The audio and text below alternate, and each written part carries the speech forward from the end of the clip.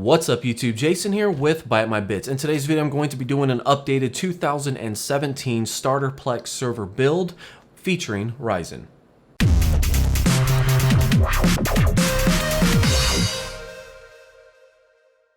Okay, so as the intro stated, I am featuring Ryzen in this little starter build, and I'm going to be keeping the price right around $550 to $600. Now, I haven't actually purchased this hardware or tested any of this. What I did is I just went through, spent some time, I built this basic server using some basic parts, cutting the corners that I knew didn't matter, and spending the money where I thought it did. And since I'm trying to keep this a budget build, I cut more corners than I normally would, but I will kind of dive into some of the different options that you can do if you are following along with this build and you want to upgrade the server for a little bit amount of money, but a large amount of gains. And also this does include an operating system SSD, but it does not include storage for your media. So just keep that in mind that with this price, with this build, you will still have to supply hard drives. But personally, I think that me telling you what hard drives are, how much they cost, it's going to be kind of difficult because everybody's going to have their own needs depending on how big their library is, you know, or what kind of operating system is going to run or that sort of thing. So let's go ahead and dive right in. Okay, so starting off, I went with the Ryzen 5 1400. Now this is a 4-core, 8-thread CPU. It is literally like the bottom of the line Ryzen processor that's available right now. However, it's still pretty beefy for a starter server. Now let me explain a little bit. Over here we have the pass mark score of the Ryzen 5 1400, and it's getting a pass mark score of about 8755, and that's just on the bottom of the line Ryzen. Now, if you're familiar with Plex, you do know that in their little guidelines they say that right around 2000 pass mark score gets you a fully transcoded stream. However, the thing is that it's not really 2000. In my testing that I've done with, like, for example, my i7 3770, it's more around the lines of 1300 to 1500, and these are full-fledged 1080p high bitrate movies with surround sound being transcoded. Okay, so going off of that, off my i7 3770, getting about an average of 1300 to 1500 CPU pass marks per transcoded stream. If I take that in transition to the Ryzen, that means technically I should probably get about 6.5 streams. So let's just say a solid 6 streams out of this processor, and that's actually not too far off from my i7 3770, which comes in at 9316. So 8755, 9316. It's not too far off. Now, like I said, I did want to give a little bit of information as far as, upgrades that you could do that could enhance your Plex media server, maybe not for that much money. So diving into that, I can say, and you of course can go as high as you want to, if you just take a $20 step up to the Ryzen 5 1500X, you're actually going to get a step up in performance to 10,356. So that's a pretty good step up in performance. Could get you another 1 or 2 streams out of your server just by stepping it up to that $20 more expensive processor. Now, moving on to the motherboard, I did go with pretty much, I'm going to say, bottom of the barrel motherboard. I did some research, and really to get into the motherboards that have, the fantastic reviews, the great overclocking, the extra gaming features. I mean, you're looking at jumping into $120 to $140 motherboards, but realistically, for the needs of a basic Plex media server, you don't need any of those gaming features or high-end audio chips or anything like that. You don't even need the extra PCI Express slots or anything like that. You kind of need basic stuff here. So with that said, not only is this board only $89, but it also has 6 SATA ports. Now there are ones that have more than that, up to like 8 or 10, but this one was like a nice middle ground. So if you wanted to spend more money, it's definitely going to give you a lot more added cost for not a large amount of gain, to gain things like maybe extra SATA ports or something like that. So looking at this motherboard, there's a couple things that stand out. First of all, based off the reviews, it's probably not going to overclock very well. You probably won't have to either. I mean, if you can get 6 transcoded streams out of this processor, how many more do you really need? And 2, it's only going to have 6 SATA ports, which, again, I picked this board because it had more SATA ports, but it doesn't have as many SATA ports as the higher end, the more expensive ones. I can say, though, most likely you could probably get like a SATA card or something to put in there that plugs in your PCI Express slot, and you could expand it to maybe 4 more different SATA ports if you wanted to. but I do think it will be a pretty good starter motherboard that you can expand on later if you want to. And of course, it's going to have built-in graphics, so you won't have to worry about buying a graphics card because you're not playing games. You're just literally running a Plex media server. Next up, I have the CPU cooler. Now, I always recommend replacing the stock CPU coolers on just about anything you buy. That's just, I don't know, it's been like that since as far as I can remember.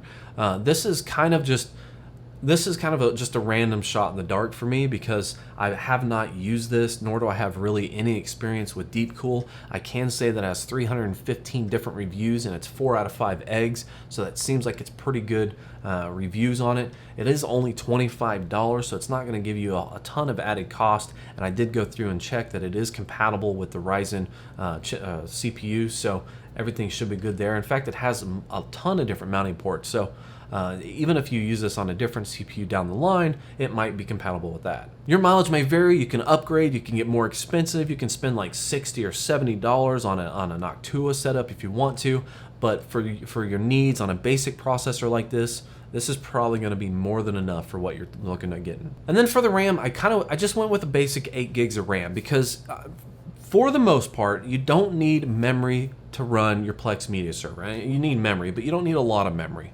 My old server, for example, had 16 gigs of RAM because it was just an old recycled PC that I was using. I never used more than like 3 or 4 gigs when I was just running just the Plex media server. Now, if you want to run things like, FreeNAS, for example, that uses the, ZFS file system, they will require, more RAM, or they don't require it, but they do recommend it, highly recommend more RAM, basically 1 gigabyte of RAM per terabyte of storage. As far as why G.Skill, well, I've pretty much used G.Skill for as long as I can remember. I think I bought it way back in the day building a computer, and I've never had any problems with it, and basically every stick of RAM that I've bought since has all been G.Skill, and I've never had a stick of RAM go bad. I've never had it perform badly. I don't know. It hasn't blown up on me before, so if it ain't broke, don't fix it. That's basically why I go to G.Skill. Now, to power it all, I did want to spend a little bit more money on a power supply. If you watched the video I did in 2015, at the end of 2015, I did cheap out on the power supply. That was kind of a mistake on my end.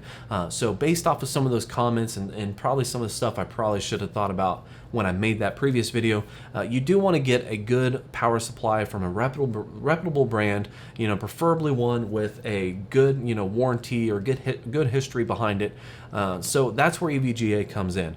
Now, I've used EVGA, I've used a bunch of EVGAs. I've actually used Rosewill, and that one hasn't crapped out.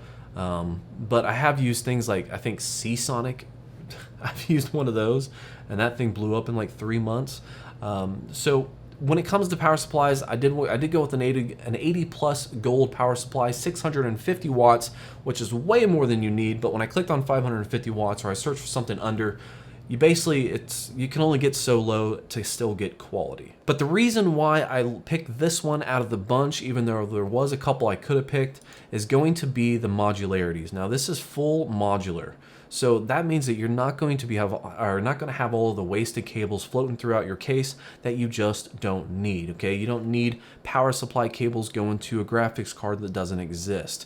And once you take a look at the case that I'm going to recommend, you're going to see why this is important. And that's where we come to the case. Now, this is a cheap case. I understand this.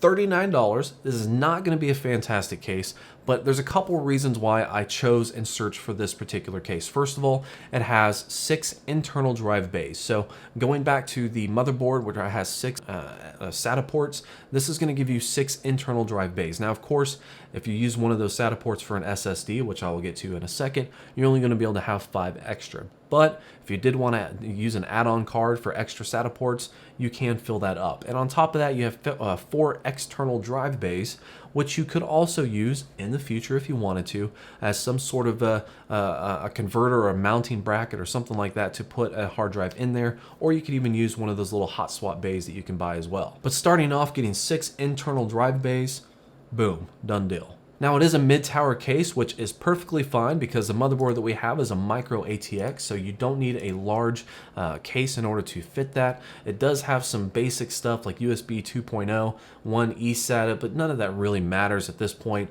We just need something to house it. Now the only downside, there's a couple small downsides, but one of the downsides that I noticed with this case is going to be cable management. It's not going to be pretty inside. I mean, you could probably make it look pretty decent, but you're not going to have a ton of room to do any kind of fancy cable management. But it's a Plex server. It's probably going to be sitting somewhere on the ground or off to the side, and you're not really going to be looking at it too much. So, besides, it's 40 bucks. I mean, that's a pretty damn good price. Now, for the SSD, I have to admit, I'm kind of a Samsung fanboy because I have bought Samsung Evos and Samsung Pros. I've bought a ton of them. I probably bought 12 of them, not only in my systems, but in systems that I've helped in upgrading laptops for people that I know in real life, and none of them have ever had any kind of issues at all. I built Zeus, which is my dual Xeon server right over there, and so far I've already had troubles with my SanDisk 480 gigabyte SSD that I bought. I bought 2 of those. One of them's already started to give me trouble. So I was really kind of regretting saving that $40, by buying a couple SanDisks versus buying a couple Samsungs. So I'm just going to go back to my roots on this, and I'm going to say a Samsung 120 gigabyte SSD would probably be a good starter. Now I do want to mention that this is definitely just kind of a starter. If you want to use some advanced features with Plex, like let's say, thumbnail previews, or maybe you want to sync or optimize a bunch of different videos at the same time, you might find yourself using more hard or SSD space than 120 gigs will give you. But as long as you use something like, CentOS or, some kind of like Linux build or something that's not going to use a ton of SSD space in the beginning, you're going to have as much free space as possible to work with. When you get to something big, like let's say my Xeon server, my dual Xeon server Zeus, it has 201 gigabytes. 201 gigabytes just for the Plex data directory. Now that's all the metadata, the posters, the preview thumbnails, all of that, okay? 201, and I have a decent sized library. I'm not going to go into how big it is, but it's a big server, so it's got a lot of files. So 120 gigabyte is going to get you started, but if you wanted to prep for the future, this is only $88. The 250 gigabyte one is going to cost you $109. That's going to give you extra space, and it's going to give you room to grow. So just something to consider if you wanted to upgrade right from the start. That would be one of my recommended places to start. And as for storage, again, like I said, I can't tell you what your needs are for storage. It's impossible for me to tell you how much media you have or how much media you're planning to use. But I can say my experience, my opinion, Western Digital 4 terabyte drives, the red drives, have been an absolute must buy for me. I have more Western Digital red drives than I've ever had like any other drives in my life. Most of them, again, are in Zeus. So they've been the most reliable. They've been the most cost effective. They have 8 terabytes, which I have a few of those too, but that's kind of a different story. Most of the time, my go-to thing is the Western Digital 4 terabytes. And right now you can get these for $139 each. I would be on the lookout for, I just recently ran across a couple, literally just a few days ago. I actually went to a brick or mortar store, Best Buy, and I got this Easy Store Western Digital external, enclosure, which is a very basic, it's just, you plug it in USB and that's it. You have a 4 terabyte drive that you can copy stuff over to. And they were running a sale on this to get it for $89. So I bought a couple of those, brought them home, just took the hard drives out of them, and it was a 4 terabyte Western Digital red drive. So rather than paying 140 bucks, I got a couple of them for $89 each. So something to look out for. And I do want to thank one of my Twitter followers who, tweeted that to me and said, hey, this is on sale, you should go check it out. I literally was leaving already, so I'm like, hey, let's stop by Best Buy because this is amazing and I need 2 of them. But that pretty much wraps it up. In the end, the total, like I said, you have the Gigabyte motherboard, the EVGA power supply, the G-Skill RAM, the Ryzen 5 1400, a deep cool cooler, and the Rosewood computer case with the Samsung Evo 850. Now, again, you do have some room to expand. You could upgrade your SSD for a little bit more breathing room. You could change your CPU cooler depending on what you read in the reviews, but this seemed like it was a pretty decent one. You could upgrade your Ryzen chip to, like, for $20 more, get to 1500 and get probably another 1 to 2 streams out of your CPU. You could add more RAM if you really wanted to, if you're going to be running FreeNAS, but that's kind of a whole different world. So I would just recommend sticking with 8 gigabytes right now. And I would definitely recommend sticking with a good reputable company like EVGA or something of the like for your power supply. So in the end, with this build that I gave you, you should be able to get at least 5, maybe 6 transcoded streams out of this basic starter Plex media server. You're not going to have any storage, like I said, with the hard drives, but I assume that most people probably have some sort of storage already available, or they can get and they can pick just how much storage they need. Either way, I'm definitely open to your suggestions. Make sure to leave some comments down below if you maybe found some flaws with the build. I'll make sure to make note of that in the description below. I will add some links to the products that I found down below. Most of these are just on Newegg because, I don't know, I just love Newegg. Even though I would make money if I linked Amazon. Either way, links are going to be down below. You can check that out if you want to check out each thing that I talked about today. Just consider doing some of those basic upgrades. If I had to recommend anything, spend the $20 on the more expensive Ryzen CPU and definitely consider getting a bigger SSD. But that's it for today, guys. Thank you for watching. Like and subscribe below, and have a great day.